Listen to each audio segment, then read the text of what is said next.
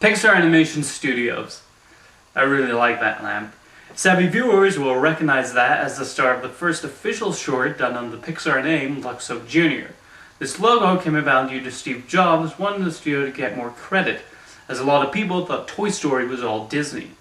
Thus, all the films since A Bug's Life have utilized this logo, cementing the Pixar name in people's minds, as was Jobs' intention.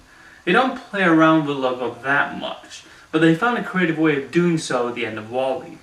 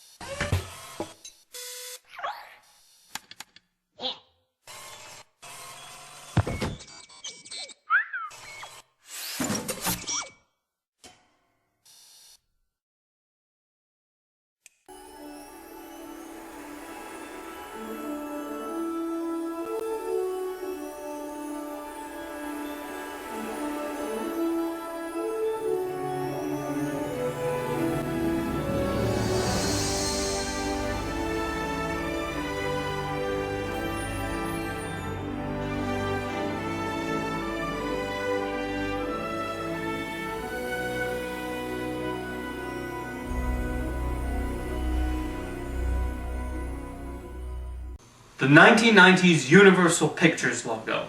I mentioned earlier my dislike for the simple globe. Thankfully, starting with Back to the Future Part 3, they introduced a new logo with an excellent theme by James Horner and some great animation. I think a lot of us in my generation connect with this logo due to how many notable films from our time it opened in front of. There's a certain magical quality about it that says, yes, you are about to experience something extra special today. For me, this is one of those logos that so perfectly defines the 90s.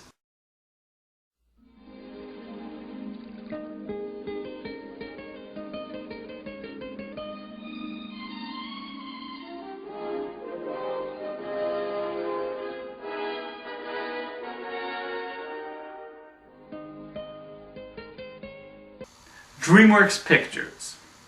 With a fanfare composed by the consistently brilliant John Williams, The Boy Fishing on the Moon has become almost iconic despite being a relatively new studio in comparison to the others discussed today. The way the camera pans up is done exceptionally well, as is the animation. Starting with Shrek 2, the studio's animated films were even outfitted with a new logo themselves.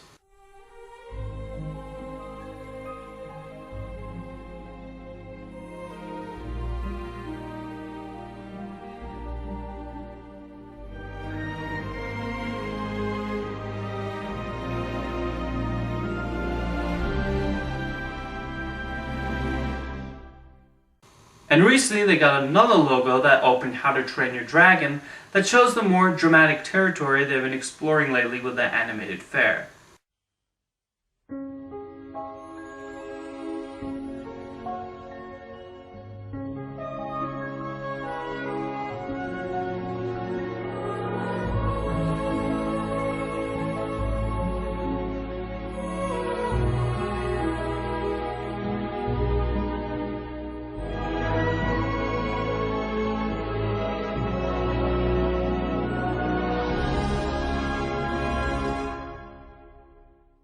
All three of these logos are certainly something great.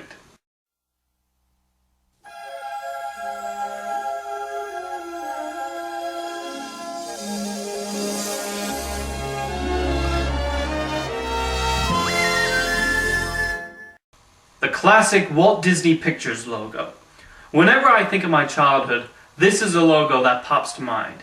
When the cursor started descending, When You Wish Upon a Star played, and the line circled the top of it, we knew we were going to watch a great animated film. Before the logo, Disney's production typically started with the RKO logo or none at all. But when this premiered in front of the Black Cauldron, it instantly tapped into our subconscious and it will never leave my mind.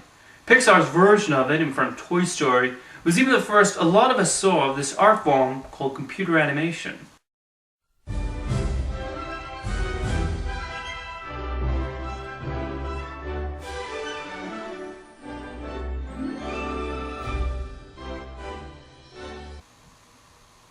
There have been other variations too, like one with a background choir, one being played by kazoos, and another where the logo was adopted by aliens.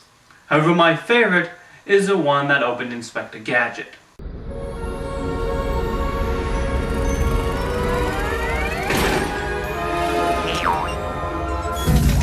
This is just one of those logos I can watch again and again. And my pick for the top greatest studio logo is...